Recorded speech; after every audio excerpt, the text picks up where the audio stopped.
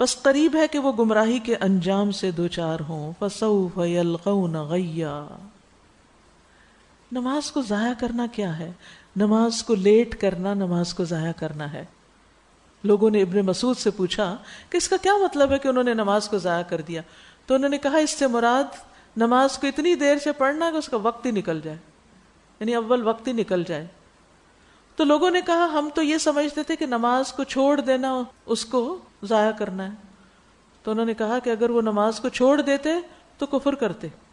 جان بوجھ کے نماز چھوڑنا گویا کفر کرنا ہے. تو نماز کا ضائع کرنا، اسے دیر سے پڑھنا اور پھر دو دو نمازیں بلا وجہ جمع کرتے رہنا. صحابہ نمازوں کو ضائع ہوتے دیکھ کر رویا کرتے تھے. امام زہری کہتے ہیں کہ میں دمشق میں حضرت انس بن مالک کے پاس گیا. جب ان کے پاس اندر گیا تو وہ رو رہے تھے. میں نے پوچھا آپ کیوں رو رہے ہیں؟ تو انہوں نے کہا کہ نبی صلی اللہ علیہ وسلم کے دور کی کوئی چیز اب میں نہیں دیکھتا سوائے نماز کے، اور نماز کو بھی ضائع کر دیا گیا. اور ان کا مطلب یہ تھا کہ لوگ اب نمازیں لیٹ کر کر کے پڑھتے ہیں، دیر سے پڑھتے ہیں. تو اس میں خصوصاً عصر کی نماز جو ہے اس میں بہت تاخیر، دھوپ کو پیلا نہیں پڑھنا چاہیے. لیکن جو لوگ نماز پڑھے ہی نہ، یہاں کس کو ڈانٹ پلائی جا رہی ہے؟ جو نمازیں لیٹ پڑھتے ہیں. اور جو پڑھے نا ان کا انجام کیا ہے؟ سورۃ القیامہ میں آتا ہے وَالْتَفَّتِ السَّاقُ بِالسَّاقِ إِلَىٰ رَبِّكَ يَوْمَئِذٍ الْمَسَاقُ فَلَا صَدَّقَ وَلَا صَلَّىٰ وَلَٰكِنْ كَذَّبَ وَتَوَلَّىٰ. اور پنڈلی کے ساتھ پنڈلی جڑ جائے گی. اس دن تیرے رب کی طرف واپسی ہے، یعنی موت کا دن. سو اس نے نہ تصدیق کی نہ نماز پڑھی، لیکن اس نے جھٹلایا اور منہ پھیر گیا. نماز سے غفلت کی قبر میں کیا سزا ہے؟ نبی صلی اللہ علیہ وسلم نے ایک خواب میں دیکھا، آپ نے وہ خواب بیان کیا.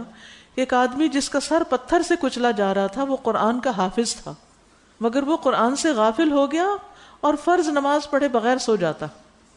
تو جو شخص حافظ ہوتے ہوئے اس کی یہ شامت آئی، قرآن کا حافظ نماز کے بغیر سویا، تو نبی صلی اللہ علیہ وسلم کو خواب میں دکھایا گیا کہ ایک شخص اس کے سر پہ کھڑا ہے اور وہ پتھر مارتا ہے اور سر پاش پاش ہو جاتا ہے، پتھر دور جا گرتا ہے، وہ پتھر جتنی دیر میں اٹھاتا ہے سر دوبارہ ٹھیک ہو جاتا ہے، پھر وہ مارتا ہے، اور یہی اس کی سزا ہے. کیا ہم اپنے بچوں کے لیے یہ سزا سوچ سکتے ہیں؟ کیونکہ یہاں پر کیا کہا گیا؟ فَسَوْفَ يَلْقَوْنَ غَيًّا، وہ غی میں جا پڑیں گے. غی کا ایک معنی تو گمراہی ہوتا ہے اور ایک معنی عذاب بھی ہے. ابن مسعود کہتے ہیں کہ غی جہنم کی ایک وادی ہے جس کی گہرائی بہت لمبی ہے اور اس کی خوراک بہت بری ہے. تو ایسے بے نمازیوں کو وہاں بھیجا جائے گا. تو یاد رکھیے نماز کا چھوڑنا کوئی معمولی جرم نہیں.